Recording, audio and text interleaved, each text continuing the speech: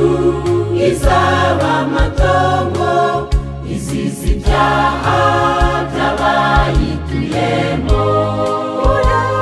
Murebe Mika igice cya 7 umurongo wa 13.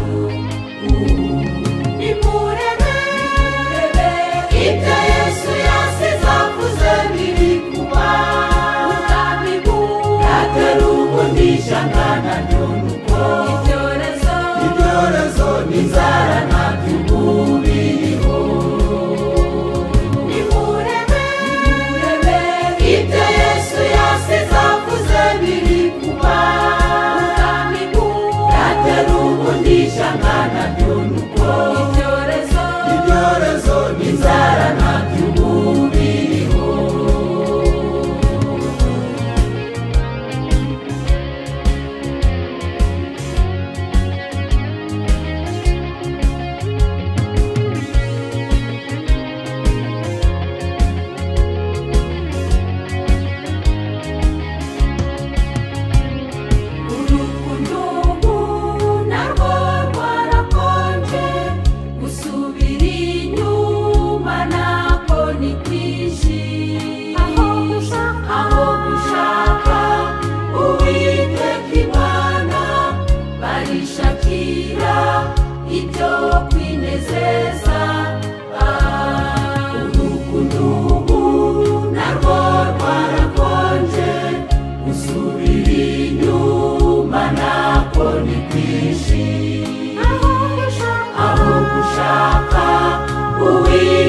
Imana barishakira ibyo kwinezeza.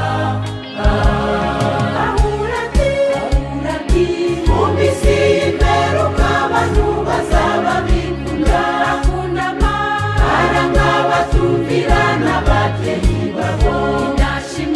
Ndashimira badakunda babo.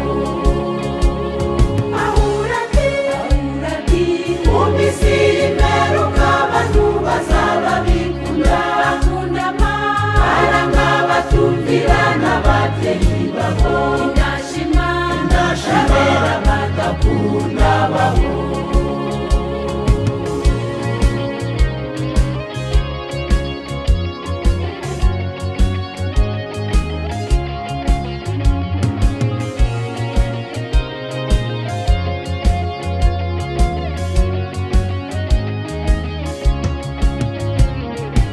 Icy'ingenzi dukwiye kwitaho iri jambo Yesu yasize avuze. Uwihangana akageza imperuka niwe uzakizwa, natwe twihangane. Dore icy'ingenzi dukwiye kwitaho iri jambo Yesu yasize avuze. Uwihangana akageza imperuka niwe uzakizwa, natwe twihangane. Iki gihe aba Yesu dukwiye kuba maso. Sicyo dufite ngo Satani atagitwara. Ubuntu bw'Imana bugahinduka ubusa. Iki gihe aba Yesu dukwiye kuba maso. Sicyo dufite ngo Satani atagitwara. Ubuntu bw'Imana bugahinduka ubusa. Yesu azaza nk'umujura, dufite ntacyo tukirinde.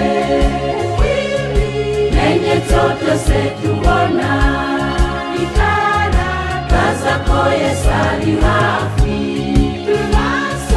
Yesu azaza nk'umujura, dufite ntacyo tukirinde. Ibimenyetso byose tubona